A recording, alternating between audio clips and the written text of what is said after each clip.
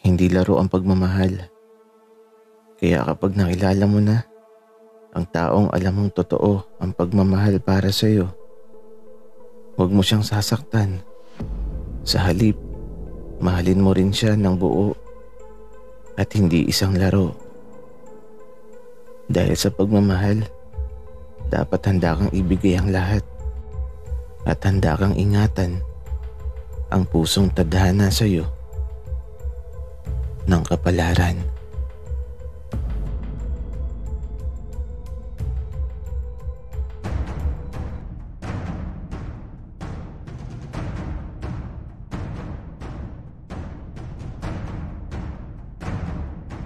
Kaibigan, huwag mong kalimutan mag-subscribe sa aming channel at huwag din kalimutan i-click ang notification bell at subscribe button. Subscribe na!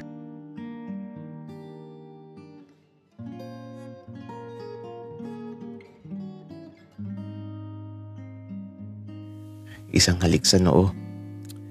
Tandaan ng pagmamahal ko.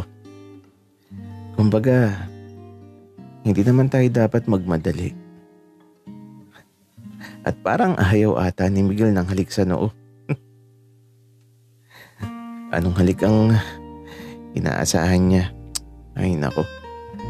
Kaya naman matapos makapagluto, ilang saglit pa. Magtatanghalian na. At may ilan sa mga kapatid ni Miguel na andito na sa bahay nila. Mga pulis din katulad ng papa nila. Di naman ako nahirapan na magpakilala at makapagkwentuhan sa kanila. Masasabi kong mababait naman ang mga kapatid niya. Maaangas. Lalaking lalaki. At sa paglipas ng mga oras, di ko na namalayan na mabilis lang ang paglipas ng bawat sandali. Sabalit, sa bawat sandaling lumilipas, sinisiguro kong magiging isang magandang alaala ang lahat.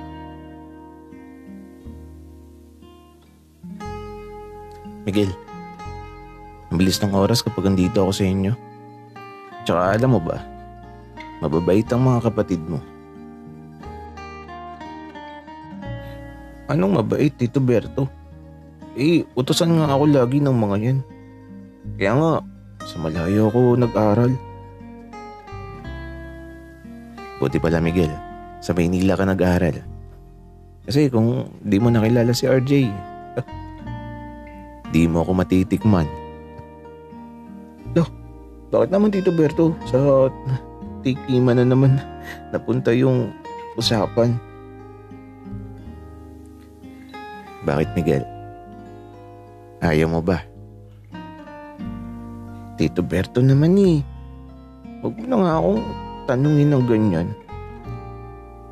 Miguel, bakit ka ba nahihiya? Ginapang mo na nga ako. Ay naku Tito Berto, iwan ko sa'yo. Tsaka mamaya pala, magiinom ata kayo ni Papa. Huwag kang mag-iingay, baka mamaya kapag nalasing ka na, may kwento mo ang lahat. Miguel, sumama ka sa amin mamaya para mapigilan mo akong magkwento. Kapag halimbawa at may nasabi akong di mo gusto, tatapikin mo lang ako. Okay, sige Tito Berto, basta hindi ako iinom ha. Oo naman, akong bahala, basta samahan mo lang ako mamaya Miguel. Tsaka saan ba dito may gubat? Ha? Bakit Tito Berto? Bakit ka naghahanap ng gubat? Pupuntahan natin Miguel. Tapos may gagawin tayo para wala nang kakatok. Tito Berto, pwede ba magtigil ka? Ang init kaya ngayong hapon tapos ganyan pa yung naiisip mo.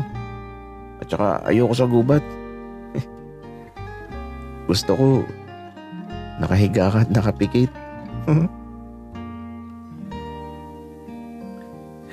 Bakit naman Miguel? Tsaka alam mo, mas gusto kong nakikita ka. Basta gusto ko na nakapikit ka Tito Berto. Ayoko na pinapanood mo ko. Ay, naku si Miguel. Natatawa na lang ako. At sa mga sandaling ganito na halos paulit-ulit lang ang pinag-uusapan namin. Ewan ko ba? Pero hindi kami nagsasawa. Asaran, kulitan, harutan, basta masaya lang kami. Di na nga namin namalayan na takip silim na pala. Nasa labas kasi kami ng bahay. Nakatambay sa bakuran nila habang nagkukwentuhan. Kaya lang, nilalamok na kami kaya ito, pumasok na kami sa loob ng bahay. Diretso sa kwarto at tamang higa lang talaga.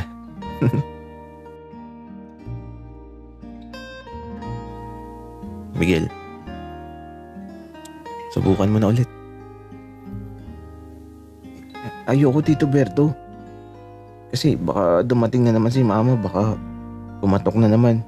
Tsaka alam mo naman si Big Boss, kapag ayaw niya pang mangyari, pipigilan talaga niya kahit gusto ko na. Pero si Big Boss talaga ang hadlang. Oo nga eh. Hayaan mo na. Tsaka balita ko, nakalabas na ng ospital ang tatay niya. Nagpapagaling na lang sa bahay. At salamat daw pala sa lahat ng tumulong sa kanya sa pamamagitan ng pinansyal at panalangin. O siya, Miguel. Balik na tayo sa kwento. Mamaya ha, alam mo na ang gagawin. Sa tabi lang kita. Tagapunas ng pawis ko habang nagiinuman kami ng papa mo.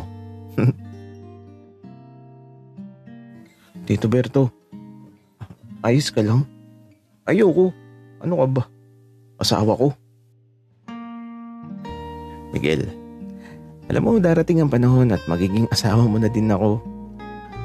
At hindi lang pawis ang pupunasan mo, pati talsik. Tito Berto, alam mo, umayos ka. Puro kakalokohan eh. Biga ni Miguel. At eto, may kumakatok na naman sa pintuan. At ayun, binuksan na ni Miguel ang pinto. At yung mama niya, ito pumasok sa silid na may dalang paper bag na agad na ibinigay sa akin. Iho, para sa'yo yan. Regalo ko sa'yo. Tita, salamat po. Nakakahiya naman po sa inyo. Iho, ano ka ba? Huwag ka na mahiya. Ako lang to. O siya, may ginagawa ata kay ni Miguel. Enjoy. Biga ni tita na umalis din ka agad.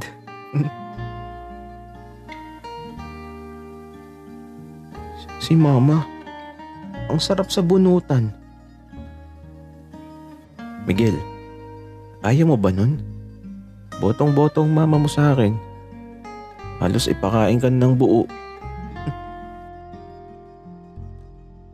Ewan ko sa'yo, Tito Berto. Pero ano ba yan?